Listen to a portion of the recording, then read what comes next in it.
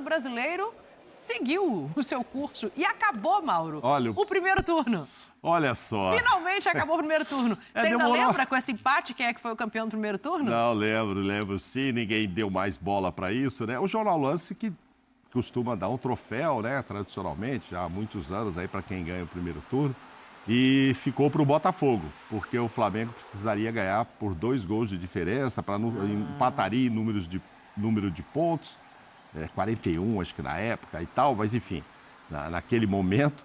E o Flamengo, como empatou esse jogo, muito bom, então o Botafogo foi o campeão do primeiro turno. Então, para quem também usa, o Paco falou que não é supersticioso e tal, mas muita gente é. O Birner é. Então, de 18 campeonatos de pontos corridos do jeito que é agora com o número de times, só 6 vezes quem ganhou o primeiro turno não ganhou o campeonato. Então o Botafogo já está num ponto aí mais positivo. Agora, esse jogo aí muito bom, acaba sendo definido primeiro por esse pênalti, né?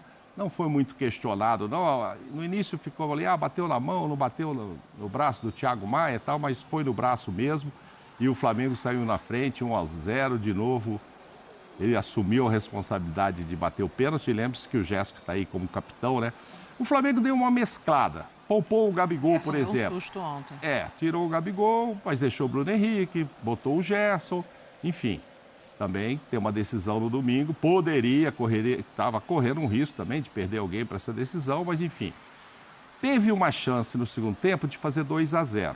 Mas no final foi o Inter que empatou e que deu um aperto para fazer 2-1, um aperto maior. Mas antes disso, teve sim o Flamengo a chance de fazer 2-0. Assim, muitas finalizações, isso muitas Flamengo, finalizações né? dos dois lados. Tem finalizado muitas vezes e demorado para conseguir fazer um gol, assim. Acho que até um ponto de atenção pensando na final da Copa do Brasil, porque o Gabriel não jogou a partida de ontem, né? Não começou a partida de ontem, mas o Flamengo, desde a lesão do Pedro, ele precisa de muitas finalizações para chegar ao gol. Então, ontem, de novo, poderia ter resolvido com 2-0 e acaba tomando um empate no final. Eu não gosto disso aí contra o Thiago Maia, não, coitado. Olha lá, cometeu o terceiro pênalti seguido. Realmente é ruim, né, para quem joga ali de volante e tal, porque ele vem numa fase até boa de fazer gols, de dar assistência. Este foi o gol perdido, que podia ter decidido o jogo a favor do Flamengo. Realmente a chance foi muito boa. Mas o Inter também teve lá a sua chance. A do Inter, a primeira começou com menos de 1 minuto de jogo e tal. O Inter podia ter saído na frente. O Varela tirou uma bola quase que da linha. Eu acho que foi um resultado, assim, justo pelo que os dois times mostraram. O Flamengo teve um pouco mais de posse de bola. O Inter em casa finalizou um pouco mais, não muitas vezes mais, mas finalizou mais vezes. E aí sai o gol, ó. Olha o passe que recebe o Ener Valencia, que estava, né, precisando fazer um gol decisivo, assim, para cair de novo nas graças da torcida. O Flamengo perde essa bola ali. Ele vinha jogando bem, aí perde a bola. Ó, que passe e que... Foi o Wanderson, né? É curioso porque tanto o Ener quanto o Wanderson estavam precisando de uma moral. Os dois estavam precisando de uma moral. E agora, depois do gol, a gente vai ver aí mais lances até do Inter lá.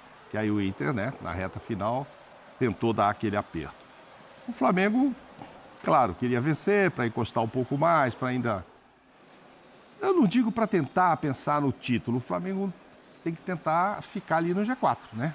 Cada vez mais fortalecido, o jogo de ontem, né? E com esse empate, eu acho que ele dá muito a dinâmica do que vai ser a briga do Flamengo. O Internacional foi chegando, faltava esse jogo. Se o Inter tivesse vencido, passaria o Flamengo na tabela. E eu acho que esse empate, ele mostra muito onde o Flamengo está nivelado agora nesse Campeonato Brasileiro, né? A expectativa não era essa, mas o Flamengo agora briga pelo G4 aí. A gente está vendo até isso, ó, 55 pontos, 16 vitórias. Né? Agora, pelo menos, temos quase todo mundo ali nessa tabela inicial aí, só o Atlético Mineiro não, mas todo mundo com 31 jogos, então a gente já consegue ver a diferença real, né? O Flamengo está, já que estamos falando do jogo do Flamengo, está a 9 pontos. O Atlético Mineiro, o jogo atrasado é contra o Atlético Paranaense, ainda sem data, porque o Galo está em 3 competições, né? Exato. E aí, assim, a diferença do Flamengo é por isso que você diz, né? Agora é pensar mesmo em tentar se garantir ali no G4, porque... já ficou a 9 pontos, já não dá mais para ficar com essa história, vou tentar o título e tal, né? Fortaleza já está à frente dele e Palmeiras e Botafogo é que estão ali, né, nessa briga. Eu acho que o Flamengo agora é isso aí, se manter no G4, obviamente tentando ganhar ainda a Copa do Brasil para já garantir as competições do ano que vem. E como isso vai acontecer antes de acabar o campeonato, aí a gente vai ver qual vai ser o comportamento do Flamengo caso não ganhe. Sim. Né? Caso não ganhe. Ou caso ganhe. Então aí podemos tirar o pé, porque aí já estamos na... A vaga está garantida. Exato. Aí podemos fazer, quem sabe, Felipe, fazer novos testes, etc. e tal. Não sei. Eu acho que a ideia é ficar pelo menos no G4, né? Independentemente de ganhar ou não a Copa do Brasil. Você falou em novos testes, eu lembrei do que eu vi. Uma palavra. Ai, gente, que loucura, hein? Ui, que dia maravilhoso pra mim, hein? Olha, estou no sonho. Eu vou lembrar disso, hein? Estou no sonho. O Flamengo não ia disputar o título?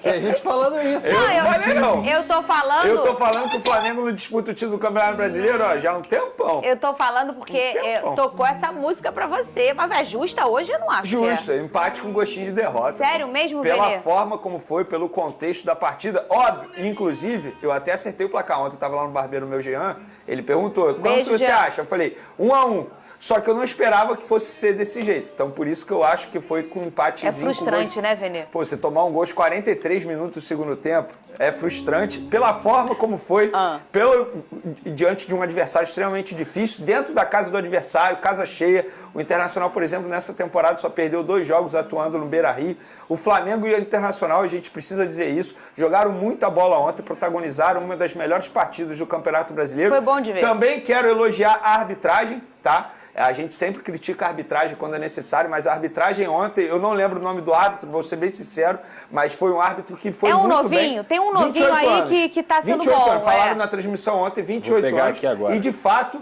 foi uma boa arbitragem que colaborou bastante para o bom futebol. Um árbitro que deixa a bola correr. Enfim, vamos falar. E ótimo que a gente não sabe o nome dele, isso quer dizer que ele não apareceu. É isso é até bom mesmo. Não bota eu não, que aí o povo lá do Flamengo fica achando que sou eu. Essas ideias de vocês aí, ó. Olha lá, ó. Mas... Eu não quero esse corte pra mim, não. Assim, sai fora. David Oliveira Lacerda. Parabéns a ele pela atuação ontem, que colaborou bastante. Mas falando sobre o Flamengo entrou, querendo ou não, com muitos desfalques. E estamos falando de desfalques importantes. Léo Pereira, Arrascaeta, o banco de reservas, por exemplo, estava recheado de garotada. O Flamengo fez um bom jogo no primeiro tempo. Foi uma baita partida no primeiro tempo. No segundo tempo, o Inter melhorou, subiu de produção e, consequentemente, os jogadores do Flamengo cansaram bastante. E aí o técnico Felipe Luiz, na minha opinião, ele acabou pecando. Porque ele morreu podendo fazer substituições. Acabou a partida com apenas 2 substituições pelo segundo jogo seguido. E ele pôde ver um time em campo totalmente cansado, fadigado. O próprio Gerson estava exausto. O Gerson ficou até o fim, ele vem jogando muitas partidas, terminou a partida exausto. O Pulgar estava muito cansado. E o próprio Everton Araújo, que acabou dando mole ali no gol do Internacional. Foi ele quem perdeu a bola, que originou o gol do Internacional. Não acho justo criticar o Everton Araújo, culpá-lo pelo gol sofrido. Porque se a gente for parar e analisar, também teve falha na cobertura do Léo Ortiz em cima do Fabrício Bruno.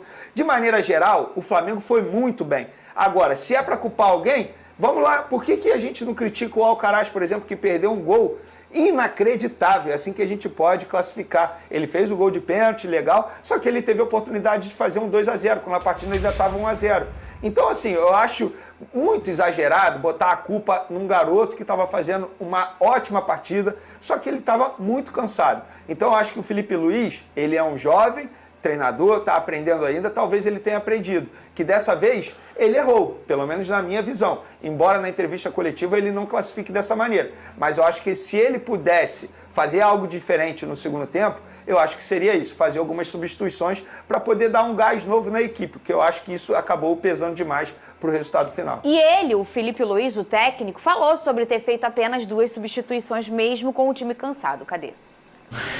Uma decisão minha, porque eu acreditava que com as trocas que poderia baixar um pouco no quesito do nível.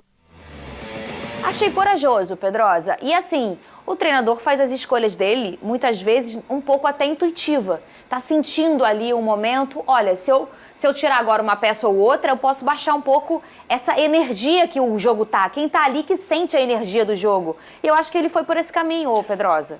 Arriscou. Eu concordo com você, tá? Até porque do banco de reservas do Flamengo, talvez o único jogador que eu optaria era o Lohan, que eu acho que é um jogador que tem que ter um pouco mais de oportunidade nesse time do Flamengo.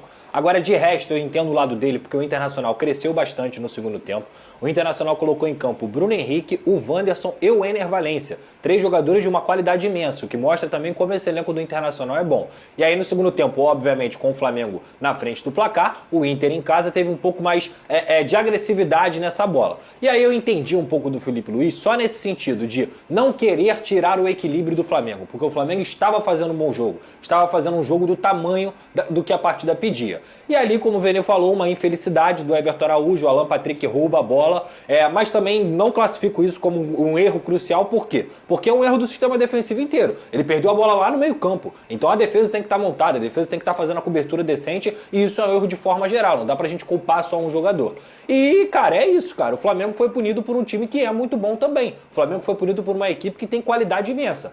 Como eu falei aqui, a gente tá falando do Ener Valencia, banco de reservas. Esse cara é muito bom, esse cara seria titular em 90% dos times do Brasil, ou até mais, digamos assim. E no Internacional ele não tá vivendo uma grande fase, mas tem muita qualidade. Se eu não me engano foi o Wesley ou o Wanderson que achou a bola pra ele, o camisa 11, e ele conseguiu fazer o gol nas costas da zaga do Flamengo. Repito, jogaço, concordo plenamente com o Vene, não vejo esse resultado como algo extremamente negativo pro Flamengo. O enredo pode até frustrar, mas empatar com o Internacional no Beira-Rio, ainda mais estando na frente do Internacional na tabela de classificação, para mim não é tragédia nenhuma. E é um início de trabalho. Gente, o Felipe Luiz está no início do trabalho dele. É natural que erros vão acontecer. E o início duplamente, né? O início na trajetória dele como treinador do Flamengo e o início também na trajetória dele como treinador profissional. Eu tenho uma opinião sobre esse discurso. E lembrando que isso é uma opinião, tá? Isso não é uma informação. Claro. Eu acho o seguinte, é que ele, obviamente, ele não pode virar na frente das câmeras e falar isso. Mas ele deve ter olhado para o banco de reserva e deve ter falado, olha, eu não tenho peça suficiente para fazer uma substituição aqui. Ele olhou e, de repente, ele não está confiando no Alan nesse momento. Porque o Alan vive um péssimo momento. Eu também não colocaria, por exemplo. É um jogador que poderia entrar no lugar do Gerson, talvez. O meu ponto é o seguinte em relação a isso. Eu acho que ele arriscou demais em deixar um Gerson até o fim. Porque a forma como o Gerson vem jogando, quantidade e qualidade durante muito tempo, eu acho que é arriscado demais. Tanto é que ele fez substituições, na minha visão, pensando já no jogo de domingo. Mas você sabe que ele tem um lastro físico aí que ele não faz... Ele deixou o Bruno Henrique até o fim, mesmo o Bruno Henrique não fazendo uma grande partida no segundo tempo. Por que ele deixou? Porque o Bruno Henrique não vai jogar no domingo, está suspenso. Aí ele opta por tirar o Gonzalo Plata. No meu pensamento, ele já fazendo essa projeção para domingo. Mas eu entendo também o Felipe Luiz, porém, eu acho que ele arriscou demais e tanto é que o risco aí não valeu a pena. Também, Vene, o Gerson é um jogador que pode decidir a partida em um lance. Mesmo ele cansado. Mesmo ele cansado, ele pode achar uma bola. Mesmo ele cansado, ele pode achar um chute. Como contra o Atlético Paranaense. É exatamente isso. Então, assim, pra colocar o Alan, que ele provavelmente tomaria muita pancada por colocar o Alan. Sim. E eu acho que o Alan não merece entrar mesmo no time por tudo que ele vem apresentando. E deixar o Gerson, mesmo cansado, pra decidir uma bola, dá pra entender a escolha do Felipe Luiz. Eu também acho. Dá pra entender. E pode... Tudo no site da KTO. Agora vamos para as informações, porque é isso que vocês querem saber. Galera, antes de mais nada, quem sou eu para dizer como o torcedor deve ou não se comportar? Mas eu penso o seguinte, muita gente criticando o Everton Araújo, que errou no lance do gol do Internacional ontem, aos 43 minutos, que acabou gerando o gol de empate do Inter, e com isso o Flamengo não conseguindo a vitória que estava muito bem encaminhada. Eu não acho que esse jogador ele tem que ser vaiado pela torcida. Isso aconteceu com o Lohan recentemente, um jogador que estava bem, fez umas partidas abaixo daquilo que ele pode apresentar, e aí foi vaiado no Maracanã. Gente, o Everton Araújo estava fazendo uma partidaça. Infelizmente errou. Tudo bem, é o segundo erro dele aí que chama a atenção no time profissional do Flamengo.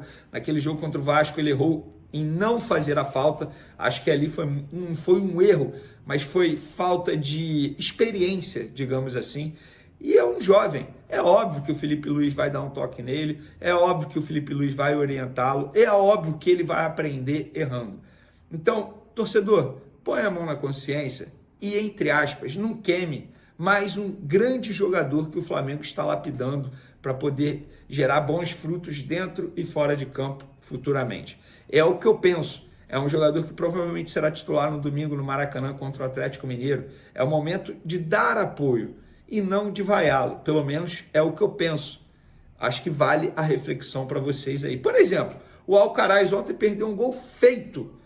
Um inacreditável Futebol Clube. Clássico. Não vejo ninguém criticando. E foi um erro que também atrapalhou o Flamengo, porque se ele tivesse feito, o placar estaria 2-0, o Inter poderia fazer esse 1 aí, pronto, o Flamengo poderia vencer. Então, eu não estou aqui chamando vocês para criticarem o Alcaraz, mas eu não estou vendo ninguém criticando o Alcaraz, tal como estão criticando o Everton Araújo. E sobre Gerson, que terminou o jogo lá botando a mão na perna, muita gente preocupada em relação a isso. Acabei de publicar nas minhas outras redes sociais, no Twitter e também no Instagram, publiquei o seguinte: sobre Gerson, embora a imagem tenha preocupado após o término do jogo contra o Internacional, está tudo bem com camisa 8 e não preocupa para o jogo do Flamengo contra o Atlético Mineiro, domingo, pelo primeiro jogo da final da Copa do Brasil. Então fica aí a informação, uma atualização. Na verdade eu estou falando isso porque tem muita gente me perguntando, me mandando mensagem sobre a situação do Gerson e eu estou aqui explicando para vocês. Outro assunto importante, o Flamengo divulgou o demonstrativo financeiro, o último, na verdade, demonstrativo financeiro de 2024, que corresponde aí, na verdade, ao terceiro trimestre do ano. No documento, o rubro-negro detalhou o investimento detalhado mesmo, assim, quanto foi exatamente cada reforço na última janela de transferência. E o Flamengo, segundo esse documento, investiu exatamente na última janela 166 milhões de reais e 438 mil, sendo 125 milhões de reais e 443 mil apenas em Carlos Alcaraz. Direitos federativos de Carlos Alcaraz e luvas deu 112 milhões e 334 mil. E o custo da intermediação foi de 13 milhões e 109 mil. O Gonzalo Plata superou a casa aí dos 30 milhões de reais no valor total. O Flamengo pagou exatamente 23 milhões e 858 milhões e 858 mil ao SAD do Catar, por pouco mais de 30% dos direitos econômicos e luvas do jogador. Os outros 6 milhões e 214 mil corresponderam aos custos com intermediação. Pois é. Já Alexandre e Michael, jogadores que chegaram livre, ou seja, o Flamengo não pagou pelo custo da transação, pagou ali, enfim, não teve compra de direito econômico, nada disso. A negociação pelo lateral Alexandre, que se tornou titular absoluto na posição, custou 3 milhões e 230 mil, enquanto do Michael 7 milhões e 603 mil. Pois rapaz, chama atenção isso aí, custo de intermediação, luvas, enfim. Então, valor total, tá? Em milhões, 3 milhões e 230 mil Alexandre, Alcaraz 125 milhões e 443 mil, Gonzalo Plata 30 milhões e 72 mil e Michael 7 milhões e 603 mil. E aí eu faço o questionamento para vocês, o que vocês acharam dos valores? O Alcaraz, para deixar bem claro, é o jogador mais caro da história do Flamengo, ele se tornou o jogador mais caro. Ninguém tinha custado tanto quanto o argentino custou agora ao Flamengo. Me chama a atenção, vou ser bem sincero, e eu quero a opinião de vocês. Para finalizar nosso vídeo, galera, hoje, dia 31 de outubro, quinta-feira, a FIFA puniu o Corinthians com transfer ban após dívida aí de pouco mais de 6 milhões de reais em relação ao Balbuena, ex-zagueiro da equipe. O time paulista, portanto, não pode contratar jogadores até o início de 2026. E o Hugo Souza tem chance aí de voltar ao Flamengo a partir da próxima temporada. Para quem não sabe, o Hugo Souza está emprestado ao Corinthians até o fim desse ano e o Corinthians pode exercer a opção de compra dele no valor de 800 mil euros até o dia 30 de novembro. Com isso, 30 dias. E o Corinthians está enrolando já um tempão. Já poderia ter feito a aquisição do Hugo Souza de maneira à vista, tendo em vista que 800 mil euros, para quem não sabe, é um valor irrisório no futebol. 800 mil euros, qualquer clube, entre aspas, grande, tal como é o Corinthians, embora esteja devendo muita gente, mas 800 mil euros é um valor pequeno para um clube comprar um jogador do nível do Hugo Souza à vista. Ou seja, o Flamengo havia facilitado muito a vida do Corinthians, mas o Corinthians ficou enrolando, não efetuou a compra. E com isso está impossibilitado de efetuar a compra agora do Hugo Souza. O Hugo Souza continua emprestado. E nos últimos dias teve gente entrando em contato com o Flamengo, demonstrando interesse em Hugo Souza. Sabe quem é? Eu apurei. É o Grupo City. É isso mesmo, que tem vários clubes nesse grupo, obviamente. Um deles é o Bahia, mas eu não tenho informação para qual clube seria a contratação dele, se seria para o Bahia, se seria, enfim, para outro clube. Obviamente não seria para o Manchester City, que é o principal clube desse grupo, mas eles têm clube na Bélgica, enfim. Mas o Grupo City está sim interessado em Hugo Souza e pode ser o futuro dele. O Corinthians tem até o dia 30 de novembro para conseguir a contratação de Hugo Souza, para se resolver junto à FIFA, e o Flamengo nada pode fazer. Eu conversei com uma pessoa lá do Flamengo e essa pessoa falou muito franco comigo. Beleza, a gente tem que esperar o Corinthians. Querendo ou não, o Corinthians tem até o dia 30 de novembro. E por isso ninguém pode, entre aspas, fazer uma proposta agora. Ah, mas beleza, a proposta tem que ser um valor de 800 mil euros. Não, o Flamengo pode pedir mais. É porque esse valor está pré-estabelecido num contrato de empréstimo ao Corinthians. Como o Hugo Souza se valorizou, está muito valorizado no mercado, obviamente, o Flamengo pode pedir mais. E lembrando, esse valor do Hugo Souza é por 60% do Hugo Souza. O Flamengo manteria 40% dele. Então, é claro que o Flamengo vai pedir um valor maior caso negocie o Hugo Souza com outro clube. Mas antes, tem que esperar até o dia 30 de novembro, que é quando acaba o valor, a opção de compra do Corinthians para comprar Hugo Souza. Mas Grupo City seria uma boa para o Flamengo vender o Hugo Souza? Quero a opinião de vocês. Valeu, galera! Nação rubro-negra, prestem muita atenção nessa bomba que eu vou sair... Nação rubro-negra, prestem muita atenção nessa bomba que eu vou trazer agora para vocês. O goleiro Hugo Souza pode estar retornando ao Flamengo a qualquer momento. Isso porque o Corinthians tomou o transfer ban, né? E não terá dinheiro para pagar o valor de 5 milhões de reais. Que situação delicada, né, do Corinthians. E sendo assim, o Grupo City quer a contratação do goleiro Hugo Souza e agora o Flamengo pretende vender o goleiro Hugo Souza por um valor ainda maior, né, do que já tinha oferecido ao Corinthians. Para mim, assim, eu acho esse retorno confirmando mesmo, o Hugo Souza retornando ao Flamengo é um retorno extraordinário, né? Vamos torcer para que o Hugo Souza consiga, né, ainda crescer com a camisa do Flamengo. Se não quiser ficar no Flamengo, que o Grupo City pague o valor digno que o Flamengo esteja pedindo pelo goleiro Hugo Souza, né? Então, assim, eu tô muito feliz. Vamos torcer para que ele realmente venha, né, e faça muito sucesso ou no Flamengo ou lá na Europa. E também quero trazer uma grande informação para vocês, dizendo que o Flamengo estaria interessado no meio-campista do Racing, o Quinteiro, muito bom de bola. Inclusive o Flamengo já teria interesse nesse atleta. Alguns anos atrás o jogador não veio para o Flamengo e agora o Flamengo vai atrás com tudo, intensifica uma formalização de contrato e o jogador pode aceitar a qualquer momento. Vamos torcer para que ele venha para o Mengão e faça muito sucesso por aqui. Então é isso, galera. Se inscreva no canal, deixa o like. Saudações rubro-negras. E amanhã, pro jogão da grande final da Copa do Brasil, deixa aqui nos comentários para vocês quando será o placar desse jogão, pra gente estar debatendo sobre esse grande assunto. Eu tô indo nessa. Se inscreva no canal, deixa o like e até a próxima!